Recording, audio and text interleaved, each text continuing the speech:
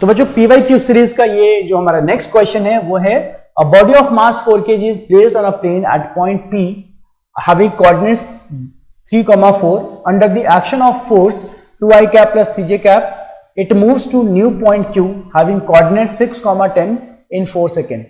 The average power and instantaneous power at the end of 4 seconds are in the ratio of.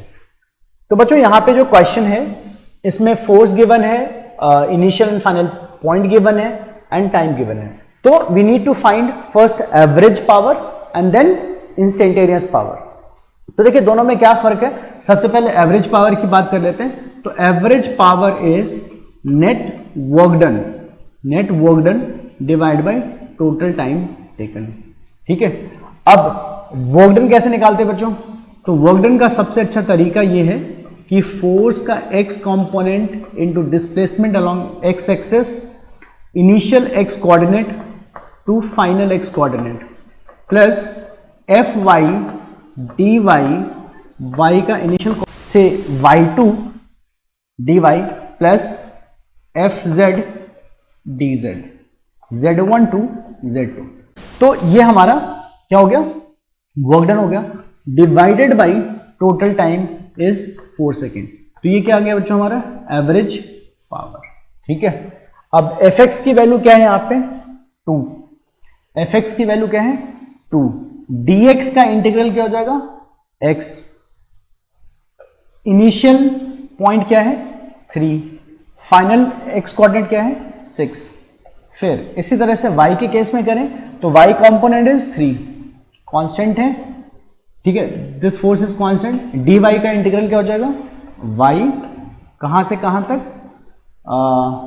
ये है हमारा 4 to 10 and z component हमारे यहाँ पे 0 है, ये सब कुछ 0 हो जाएगा.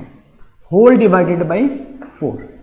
तो यहाँ पे अगर मैं upper limit minus lower limit करूंगा तो 6 माइनस 3 क्या हो जाएगा 3 इंटू 2 6 प्लस यहाँ पे अपर लिमिट 10 लोअर लिमिट 4.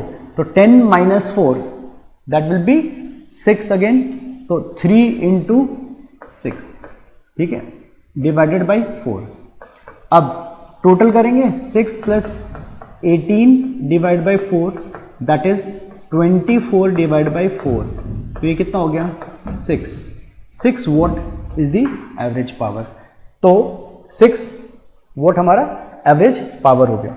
अब आइए कैलकुलेट करते हैं इंस्टेंटेनियस पावर. तो इंस्टेंटेनियस पावर के लिए क्या फॉर्मूला बच्चों, PT equal to F dot V. ठीक है. अब हमारे पास जो यहां पे गिवन है फोर्स क्या गिवन है 2 plus 3j cap 2i cap plus 3j cap. तो अगर हमारे पास और मास बॉडी का गिवन होगा यहाँ पे 4 kg राइट. तो अगर हम देखें तो force is 2i cap plus 3j cap है. ठीक है. ये हमारा फोर्स हो गया. ठीक है. अब इसको मास से डिवाइड करोगे तो क्या आ जाएगा एक्सेलरेशन आ जाएगा. ठीक है. 2m की वैल्यू है 4 तो 2/4 i cap plus 3/4 j cap. ये हमारा एक्सेलरेशन आ गया. ठीक है. ओके. अब क्योंकि एक्सेलरेशन कांस्टेंट है तो वेलोसिटी के लिए क्या करेंगे, तो velocity vector will be at. Simply अगर कांस्टेंट है हमारा एक्सेलरेशन तो v इक्वल टू at लिख सकते हैं. ठीक है. ओके. तो यहाँ पे इनिशियल वेलोसिटी 0 है तो हम लोग ऐसे भी लिख सकते थे v equal to u vector plus at. ठीक है. तो u यहाँ पे 0 है, एक्सेलरेशन हमारा आ गया 2/4. ठीक है. और टाइम है हमारा क्या, एक्सेलरेशन पूरा लिख देता हूँ पहले 2/4 plus 3/4 j cap into time is 4 second. ठीक है. तो 4 से 4 कैंसिल हो गया तो क्या आ गया बच्चों, ये आ गया हमारा, ये आ गया 2i cap plus 3j cap. ये हमारा क्या है वेलोसिटी. ठीक है.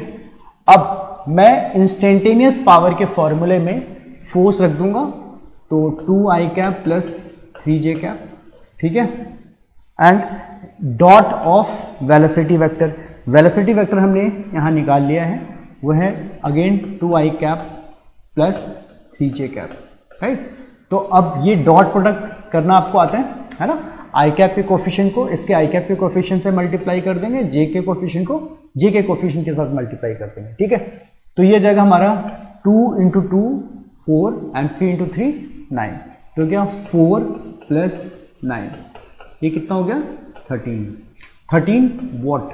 तो हमें average power and instantaneous power का क्या निकालना था, रेशियो निकालना था। तो हमारा एवरेज पावर था अभी आया था, हमारा एवरेज पावर वो था 6 वॉट, और जो हमारा अभी इंस्टेंटेनियस पावर आया है क्या है 13 वॉट, ठीक है। तो इनका रेशियो क्या हो गया, इनका रेशियो क्या हो गया 6:13, ये हमारा आंसर आ गया, ठीक है बच्चों। ओके, तो बच्चों ये हमारा जो नेक्स्ट क्वेश्चन है काफी अच्छा लग रहा है ये क्वेश्चन देखकर, इसमें डायग्राम भी है। इसमें क्या बोला गया है कि a bead of mass m slides without friction on the wall of a vertical circular loop of radius r as shown in figure, यहाँ पे फिगर बनाओ, ठीक है। The bead moves under the combined action of gravity and massless spring, और यहाँ पे spring constant k given है, attach to the bottom of the hoop. इस हुप के बॉटम में हमारा एक स्प्रिंग का एक एंड है और दूसरा बीड के साथ कनेक्टेड है, ठीक है। अच्छा, the equilibrium length of the spring is r। Equilibrium length का मतलब क्या हुआ यहाँ पे, इक्विलिब्रियम लेंथ का मतलब हुआ कि जब स्प्रिंग रिलैक्स मोड में है, यानी कि उसकी जो नेचुरल लेंथ है वो क्या गिवन है, r गिवन है, ठीक है बच्चों। तो इक्विलिब्रियम लेंथ का ये मतलब हुआ, ठीक है। इक्विलिब्रियम लेंथ मतलब रिलैक्स्ड स्टेट में है स्प्रिंग और उसकी लेंथ जो होगी वो नेचुरल लेंथ होगी। If the Beed is release from the top of the hoop with zero initial speed, velocity of Beed when the length of the spring becomes r। यानी कि अभी तो स्प्रिंग देख रहे हो आप एक्सटेंडेड है, ये 2r लेंथ का है ना, और इसकी नेचुरल लेंथ है वो सिर्फ r है और ये अभी 2r है। तो अगर मैं इसको मूव करना अलाउ करूंगा बीड को, तो बीड ऐसे सर्कुलर पाथ पे आएगा और कहीं आएगा जब इसकी लेंथ, स्प्रिंग की लेंथ क्या हो जाएगी r। तो उस पॉइंट पे हमें क्या बताना है, वेलोसिटी ऑफ d, और ये हमारे ऑप्शंस हैं, ठीक है। तो लेंथ अभी 2r है, रिलैक्स्ड स्टेट में स्प्रिंग का नेचुरल लेंथ r है, स्प्रिंग कांस्टेंट k है, एंड हमें उस टाइम पे स्पीड निकालनी है बीड जब स्प्रिंग की लेंथ अगेन r हो जाए, ठीक है। तो आइए इसको सॉल्व करते हैं। देखिए ये हमारा सर्कुलर ट्रैक है, ये सेंटर है, और अभी बीड यहां पे है, और मान लीजिए बीड यहां आ जाता है, ठीक है। तो ये पॉइंट A मान लेते हैं, ये पॉइंट B मान लेते हैं, ये हमारा सेंटर है O, और ये पॉइंट है जहां से स्प्रिंग कनेक्टेड था इनिशियली, वो मान लेते हैं C है, ठीक है। तो ये बाद का जो लेंथ बोला गया है वो क्या है, वो है R, ठीक है। अब ये स्प्रिंग की लेंथ इतनी रह जाएगी जिसके बारे में क्वेश्चन में बोला गया है कि अब R है, और पहले स्प्रिंग की लेंथ क्या थी, ये। तो यहाँ पे स्प्रिंग एक्सटेंडेड था, यहाँ पे स्प्रिंग अब रिलैक्स मोड में आ गया, ठीक है। अच्छा, अब अगर ये O to C रेडियस और C to B R, तो रेडियस गिवन है R है और ये लेंथ भी क्या है, R है।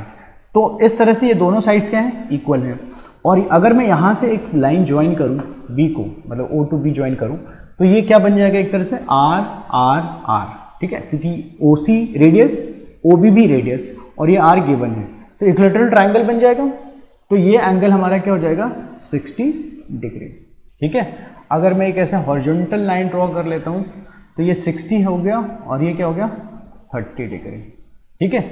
अब क्योंकि ये जो बीड है ये ये जो दो फोर्सेस ग्रेविटेशन और स्प्रिंग है, ये दोनों के दोनों फोर्सेस क्या हैं? Conservative in nature. तो हम लोग यहाँ पे मैकेनिकल एनर्जी कंजर्वेशन अप्लाई कर सकते हैं बीड के ऊपर। तो अगर हम उस थ्योरी के हिसाब से देखें तो mechanical energy at A must be equal to mechanical energy at B. दोनों जगह पे मैकेनिकल एनर्जी इक्वल होगी, ठीक है। अब यहां की मैकेनिकल एनर्जी, अब मैकेनिकल एनर्जी को हम ब्रेक कर सकते हैं कैसे? Potential energy at A plus kinetic energy at A, ठीक है। इसी तरह से मैकेनिकल एनर्जी एट बी भी ब्रेक कर सकते हैं कैसे? Potential energy at A plus kinetic energy at kinetic energy potential energy at B and kinetic energy at B, ठीक है। अब पोटेंशियल एनर्जी एट ए क्या है? अगर मैं इसको रेफरेंस लाइन मान लूँ, ठीक है, तो अभी किस हाइट पे है बीड? ये है आर एंड आर, 2r पे। तो इसकी पोटेंशियल, ग्रेविटेशनल पोटेंशियल एनर्जी क्या लिखूं? इसमें पोटेंशियल एनर्जी भी दो पार्ट में है। स्प्रिंग पोटेंशियल एनर्जी, क्योंकि स्प्रिंग में एक्सटेंशन है तो इसके अंदर पोटेंशियल एनर्जी स्टोर्ड होगी, ठीक है। और ये हाइट गेन करा हुआ है बीड ने, तो इसके अंदर पोटेंशियल एनर्जी भी होगी। तो हम लिख सकते हैं एम जी, हाइट की जगह क्या लिखूं? 2r, तो M G into 2r and spring potential energy is half time के इंटू एक्सटेंशन, मतलब नेचुरल लेंथ से कितना ज्यादा या कितना कम है।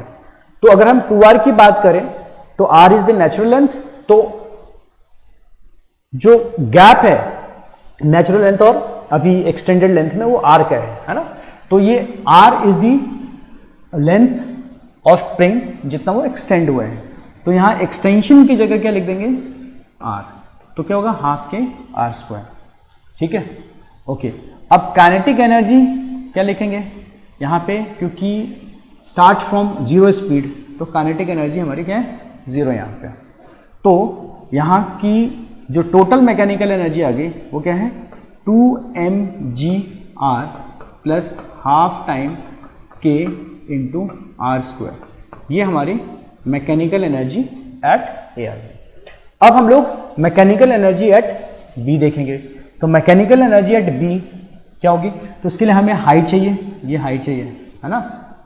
अच्छा, ये हाइट कितनी है? अगर मैं यहाँ से देखूँ तो यहाँ से यहाँ तक की हाइट कितनी होगी? r के बराबर होगी, ठीक है। अगर मुझे ये वाली हाइट चाहिए, है ना, तो मैं इस टोटल हाइट में से ये वाली हाइट सब्ट्रैक्ट कर दूँ, है ना। तो ये हाइट हमें सब्ट्रैक्ट करनी, तो ये अगर हाइट पता लग जाए तो हम लोग आसानी से ये कैलकुलेट कर पाएंगे। तो देखिए इस राइट एंगल ट्रायंगल में 30 डिग्री के सामने वाला साइड ये है, तो इसकी वैल्यू कितनी हो जाएगी? ये है हमारा r, ठीक है, ये है हमारा r। तो ये क्या बन जाएगा? r साइन 30 डिग्री, दैट इज r/2। ये हमारा r/2 हो गया। और ये टोटल डिस्टेंस है r, तो उसमें से r/2 निकाल देंगे तो क्या हाइट रह जाएगी? r/2। तो यहाँ की potential energy, gravitation potential energy कितनी हो जाएगी? mgr/2। और स्प्रिंग पोटेंशियल एनर्जी कितनी होगी? अब क्योंकि ये नेचुरल लेंथ पे आ गया है तो इसमें कोई स्प्रिंग पोटेंशियल एनर्जी नहीं रहेगी, because there is no extension और कंप्रेशन। तो इसलिए स्प्रिंग पोटेंशियल एनर्जी क्या होगी? 0 होगी। लेकिन यहाँ पे इस पूरे प्रोसेस में आते आते क्या होगा? यहाँ पे स्पीड गेन हो जाएगी इसको, तो यहाँ पे काइनेटिक एनर्जी जरूर होगी। तो काइनेटिक एनर्जी हाफ mv² लिख सकता हूँ, ठीक है। तो अब ये दोनों क्या है? एनर्जी इक्वल है। तो 2mgr में से mgr/2 सब्ट्रैक्ट कर देते हैं, ठीक है। तो ये कितना होगा? 3/2mgr, ठीक है, plus half of k r square equal to क्या हो गया? हाफ टाइम mv², ठीक है बच्चों। अब ये 2 2 2 कैंसिल कर देते हैं, m इसमें m है नहीं तो यहाँ पे m डिवाइड करते हैं और यहाँ का m कैंसिल कर लेते हैं। तो ये क्या हो गया? v², this v² is equal to 3gr plus K R square, ठीक है। अब स्क्वायर रूट ले लें दोनों तरफ, तो ये क्या हो जाएगा 3GR plus K R square, ये होगी इस पॉइंट पे बीड की स्पीड, ठीक है। तो ये क्वेश्चन कंप्लीटली थ्योरेटिकल है। तो इस क्वेश्चन में ये बोला गया है कि मतलब दो स्टेटमेंट है और बताना है कि दोनों करेक्ट हैं या कौन सा रॉन्ग है या करेक्ट एक्सप्लेनेशन है या नहीं, ठीक है। असर्शन रीजन का क्वेश्चन है। तो इसमें जो फर्स्ट असर्शन है हमारा वो कहता है कि इन अ सेंट्रल फोर्स फील्ड, अब देखिए कई बच्चों को सेंट्रल फोर्स फील्ड का मतलब अगर नहीं पता तो मैं बता दूं कि सेंट्रल फोर्स फील्ड में क्या आता है आपका gravitational force and electrostatic force. तो इन दोनों केसेस में क्या होता है, ये दोनों फोर्सेस कैसे हैं, वो है कंजर्वेटिव फोर्स। तो ये कंजर्वेटिव फोर्स के बारे में बात कर रहे हैं। तो अगर कंजर्वेटिव फोर्स है तो work done is independent of the path chosen, बिल्कुल सही बात है। वर्क का डेफिनेशन ही कहता है कि work done is force dot D R. अब जब हम डॉट प्रोडक्ट लेते हैं यहाँ पे जो डी आर है वो क्या है, डिस्प्लेसमेंट है। तो ये डिस्प्लेसमेंट पे डिपेंड करता है, ना कि डिस्टेंस पे। तो इसलिए ये स्टेटमेंट तो बिल्कुल सही है कि कोई भी कंजर्वेटिव फोर्स है वो independent of path taken by the particle होता है या path chosen by the particle होता है, ठीक है। तो असर्शन इज करेक्ट। अब रीजन क्या है, रीजन में क्या लिखा है कि every force encountered in mechanics does not have an associated potential energy. Okay, तो ठीक है, बात सही है कि मान लीजिए frictional force, kinetic friction force की बात करें जो कि नॉन कंजर्वेटिव फोर्स है, और कभी भी पोटेंशियल एनर्जी को हम नॉन कंजर्वेटिव फोर्सेस में नहीं लिखते, तो ये स्टेटमेंट भी ठीक है। लेकिन इन दोनों का कोई लिंक नहीं है, ठीक है। तो हम ये कह सकते हैं कि ए भी करेक्ट है, बी भी करेक्ट है, बट ये करेक्ट एक्सप्लेनेशन नहीं है, ठीक है। तो इस तरह से हम ये कह सकते हैं कि हमारा जो करेक्ट ऑप्शन होगा वो ये होगा। तो हमारा जो नेक्स्ट क्वेश्चन है उसमें क्या गिवन है कि अ फोर्स F, देखिए फोर्स X डिपेंडेंट है, मतलब ये फोर्स पोजीशन डिपेंडेंट है, तो ये वेरिएबल है, ठीक है। The work done by the force is 5 joule when the object is displaced by 1 metre. Displacement कितना गिवन है, 1 metre. If the constant alpha is 1 newton then beta will be. ये काफी आसान क्वेश्चन लग रहा है कि वर्क डन का जो हमारा फॉर्मूला होता है बच्चों, work done is Fx dx, ठीक है, from initial coordinate to final coordinate. इसमें y और z भी होता है, तो यहाँ पे क्योंकि x डायरेक्शन में मूव कर रहे हैं इसलिए y और z के कंपोनेंट्स मैं यहाँ पे नहीं ले रहा हूँ। तो Fx की जगह क्या लिखूँ, Fx की जगह अल्फा बीटा एक्स स्क्वायर, ठीक है, और dx इसको इंटीग्रेट कर रहा हूँ मैं, तो alpha x plus beta x raised to power 3/3, ठीक है। ये हो गया हमारा, मान लीजिए x equal to initial coordinate 0 था और फाइनल कोऑर्डिनेट क्या है 1, ठीक है, क्योंकि 1 मीटर से डिस्प्लेस हुआ है। तो अगर 0 से शुरू होगा तो 1 तक ये मूव क्या होगा, तो मैं 0 to 1 लिख देता हूँ, ठीक है। तो अपर लिमिट डालने पे क्या आ रहा है, alpha into 1 plus beta into 1 power 3 divide by 3, फिर माइनस लोअर लिमिट, क्योंकि हर एक पार्ट में x है और x की वैल्यू 0 डालूंगा तो टोटल 0 आ जाएगा। तो क्या अल्फा प्लस बीटा बाई 3, और वर्क डन की वैल्यू है 5 जूल्स, ये 5 जूल्स है। अल्फा गिवन है 1, अल्फा की वैल्यू 1 डाल देता हूँ, तो 5 बीटा बाई 3। तो यहाँ से अगर मैं 5 - 1 करता हूँ तो क्या आता है 4 इक्वल टू बीटा बाई 3। तो बीटा की वैल्यू क्या हो गई 12, तो बीटा इज 12। तो क्योंकि यहाँ हमें और यूनिट देखने की जरूरत ही नहीं है, क्योंकि हमें सिर्फ न्यूमेरिक वैल्यू ही, सारे ऑप्शन में जो न्यूमेरिक वैल्यू है वो डिफरेंट है। तो यहाँ पे हमारे बीटा की वैल्यू क्या आ गई, 12 आ गई। ठीक है, चलिए देखिए इस क्वेश्चन में क्या है कि a ball having kinetic energy K is projected at an angle of 60 degree from the horizontal. What will be kinetic energy of the ball at the highest point of its flight. Okay, तो देखते हैं यहां पे इसमें projectile के भी फंडे लग रहे हैं, है ना। तो काइनेटिक एनर्जी किस बात पे डिपेंड करता है? काइनेटिक एनर्जी स्पीड पे डिपेंड करता है। ठीक है, तो यहां पे जो स्पीड है इस पॉइंट पे वो क्या है, स्पीड कुछ भी हो, लेट्स से v है, क्योंकि ये मेंशन नहीं है, सिर्फ काइनेटिक एनर्जी बताया गया। तो अगर स्पीड v है और ये 60 डिग्री एंगल है, तो ये वाला कंपोनेंट क्या हो गया, v cos of 60 degree, that is v/2, और ये हो जाएगा v sin 60 डिग्री, है ना, v sin 60 degree, that is v√3/2। अच्छा, अब यहाँ की काइनेटिक एनर्जी कैसे निकालोगे? यहाँ की kinetic energy, initial kinetic energy जो इन्होंने दिया है के ई, वो क्या होगा, half time m into V square, speed का स्क्वायर। तो इसे हम इक्वेशन नंबर 1 लिख लेते हैं।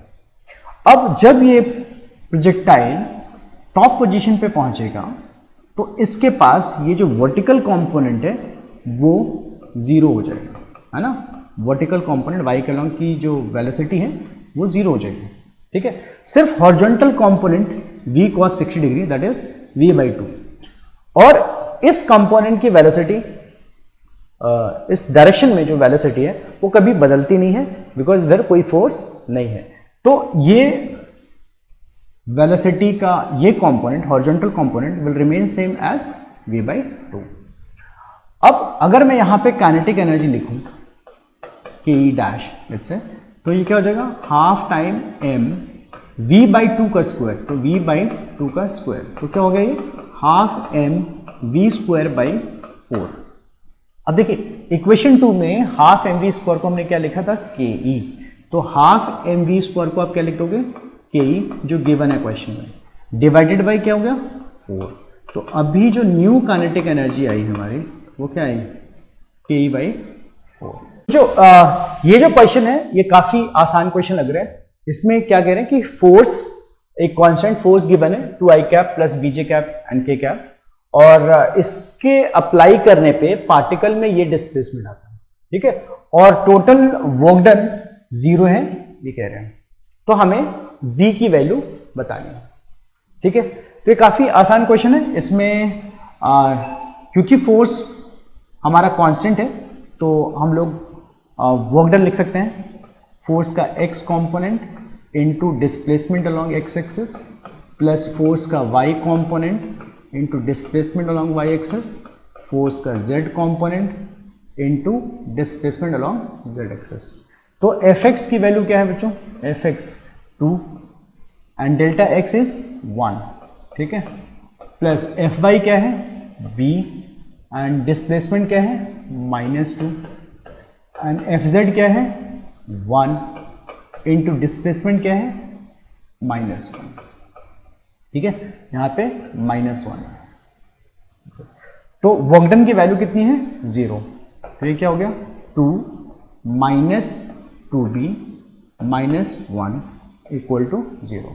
तो ये 2 minus 1 is 1 minus 2b equal to 0। तो 2b इक्वल टू क्या हो गया, 1। तो b की वैल्यू कितनी हो गई, 1/2।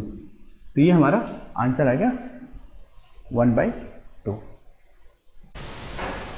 तो बच्चों इस क्वेश्चन में क्या गिवन है, a particle of mass m moves on a straight line with velocity increasing with distance according to the equation v equal to alpha root x, where alpha is a constant. The total work done by all the forces applied on the particle during its displacement from x equal to 0 to x equal to d will be. तो ठीक है, velocity given है जो कि variable है और हमें work done निकालना है। ठीक है, ओके, ठीक है। तो कितना डिस्प्लेस करना है ये शायद यस गिवन है, x equal to 0 to x equal to D. ठीक है, तो d का डिस्प्लेसमेंट है। तो सबसे पहले हमें वर्क डन का जो डेफिनेशन है वो क्या है कि fx dx। जब भी फोर्स वेरिएबल हो तो आपको इंटीग्रल यूज करना है ना। तो fx dx, तो ये हमें यूज करना है, x equal to 0 to x equal to D. ठीक है, तो ये हमारा फॉर्मूला है जो हमें यूज करना है। अब इसके लिए फोर्स निकालना पड़ेगा। तो फोर्स के लिए क्या करें बच्चों, तो फोर्स इक्वल टू क्या होता है, मास इनटू एक्सेलरेशन। ठीक है, अब एक्सेलरेशन तो गिवन नहीं है, यहाँ पे वेलोसिटी गिवन है, तो हम लोग a को लिख सकते हैं ना dv ओवर dt। ठीक है, अगर हम डिफरेंशिएट करेंगे वेलोसिटी को तो क्या मिल जाएगा, एक्सेलरेशन मिल जाएगा विद रिस्पेक्ट टू t अगर डिफरेंशिएट करते हैं तो v हमारा क्या है, alpha times x raise to power half. ठीक है, इसको हम लोग डिफरेंशिएट कर रहे हैं t के रिस्पेक्ट में। तो ये क्योंकि अल्फा कांस्टेंट है तो अल्फा बाहर आ जाएगा, है ना। x की पावर हाफ का डेरिवेटिव क्या होगा, पहले पावर बाहर आएगा एंड x के ऊपर जो भी पावर है उसमें 1 सब्ट्रैक्ट कर देंगे तो माइनस हाफ आ जाएगा। ठीक है, अब ये तो हो गया x की पावर हाफ को x के रिस्पेक्ट में डिफरेंशिएट करना।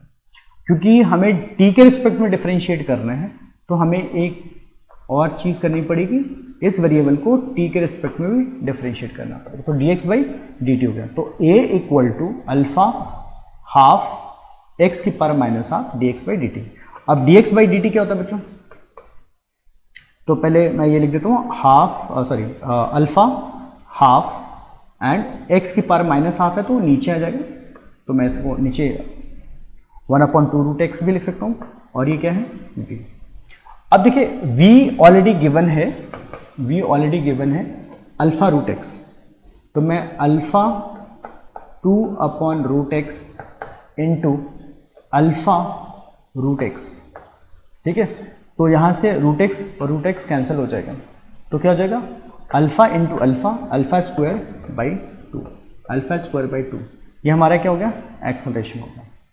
तो इस तरह से एक्सेलरेशन हमारा कांस्टेंट आ गया। ठीक है, तो अगर मैं फोर्स निकालना चाहूँ तो a की जगह हम लोग अल्फा स्क्वायर बाई 2 डाल देते हैं, तो फोर्स हमारा गया m time alpha square by 2। ठीक है, हमारा फोर्स आ गया।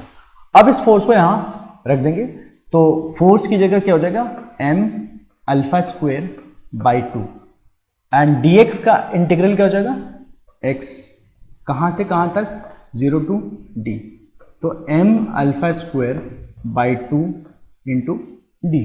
ये क्या हो गया हमारा वर्क डन, क्या हो गया वर्क डन। ठीक है, तो इसका आंसर हो गया m alpha square d by 2। C